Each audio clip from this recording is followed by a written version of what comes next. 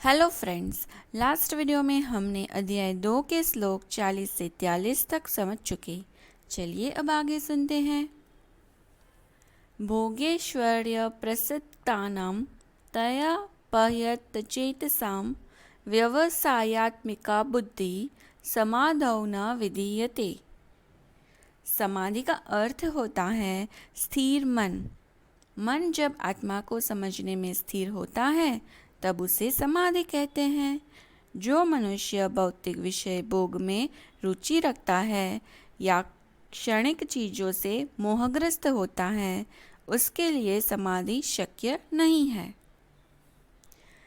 त्रैगुण्य विषयावेदा निस्त्रैगुण्यो भवार्जुना निर्द्वंद्वो नित्य सत्वस्थो निर्योगक्षेम आत्मवान।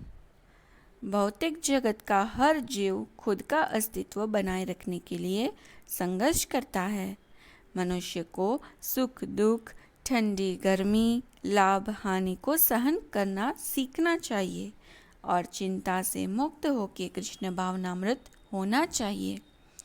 मनुष्य जब कृष्ण की इच्छा पर आश्रित होता है तब वह कृष्ण भावना की दिव्य अवस्था प्राप्त करता है।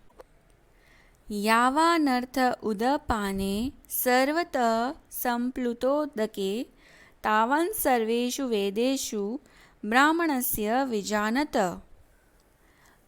आत्म साक्षात्कार का अर्थ है कृष्ण को जानना और उनके साथ के अपने संबंध को जानना। जीवात्मा कृष्ण के अभिन्न अंश है। हर व्यक्ति कृष्ण भावनामृत पुनः जागृत करे, यही वैदिक ज्ञान की पूर्ण अवस्था है। अहो बत स्वपचोतो घरियान यज्जिह्वाग्रे वर्तते नाम तुभ्यं ते पुस्तपस्ते जुहुवु सस्नुर आर्या ब्रह्मानुचुर नाम गृणन्ति ये ते। अर्थात, हे प्रभु, आपके पवित्र नाम का जप करनार मनुष्य भले ही चांडाल जैसे परिवार में जन्मा हो, फिर भी वो आत्म साक्षात्कार की सर्वोच्च भूमिका में स्थित होता है। ऐसे मनुष्य आर्य कुल में श्रेष्ठ माने जाते हैं। जो पवित्र जल में स्नान किए हो, तप और यज्ञ किए हो और वैदिक शास्त्र का पारायण किया हो।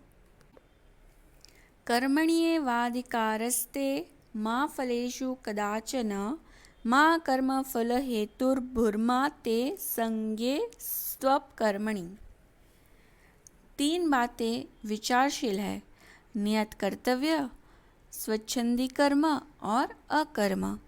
निर्दिष्ट कार्य माने नियत कर्तव्य कर्म। अधिकारी की अनुमति बिना किया हुआ कर्म माने स्वच्छंदी कर्म और खुद के नियत कर्तव्य कर्म न करना माने अकर्म।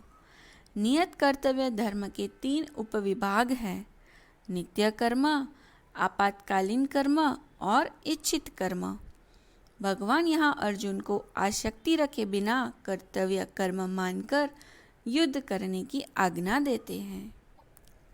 योगस्थ कुरु कर्माणि संगत्यक्त्वा धनंजय सिद्धय सिद्धयो समो भूत्वा समत्वं योग उच्यते।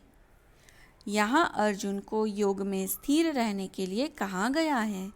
योग माने चंचल रहती इंद्रियों को नियंत्रण में रखकर परम तत्व परमेश्वर में मन एकाग्र करना। परम तत्व कौन है?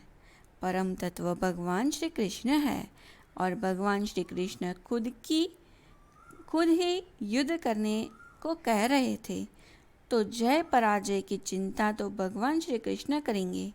अर्जुन को तो यहाँ सिर्फ कृष्ण के आदेशानुसार कर्म करना है। वर्णाश्रम धर्म को उद्देश्य विष्णु को प्रसन्न करना है, तो यहाँ अर्जुन को सफलता निष्फलता की आसक्ति छोड़ योग में स्थिर रहकर कर्म करने को कहा गया है। दूरेण यवरम कर्म बुद्धि योगा धनंजय बुद्धौ शरणं मत्विंच कृपणा फलहेतव। बुद्धियुक्तो जहातीह उभे सुकृत दुष्कृते तस्मादोगाय युज्यस्व योगः कर्मसु कौशलम। कृष्ण, कुपन मनुष्य खुद के लिए कर्म के फल भुगतने की इच्छा रखता है, जिससे वो संसार बंधन में लपेटा जाता है और जन्म मृत्यु के फेरे में बद्ध होता है। मनुष्य को सर्व कर्म कृष्ण भावना परायण होकर करना चाहिए। समग्र शक्ति कृष्ण भक्ति में लगानी चाहिए। श्रीमद् भगवद गीता के उपदेश से अज्ञान को दूर किया जा सकता है और श्री कृष्ण का आश्रय लेकर जन्म मरण से मुक्त हो सकती हैं। इस वीडियो में हमने आत्म साक्षात्कार, योग, समाधि और कर्तव्य के बारे में जाना। अब हम अपनी नेक्स्ट वीडियो में आगे बढ़ेंगे। तब तक के लिए जय श्री कृष्ण।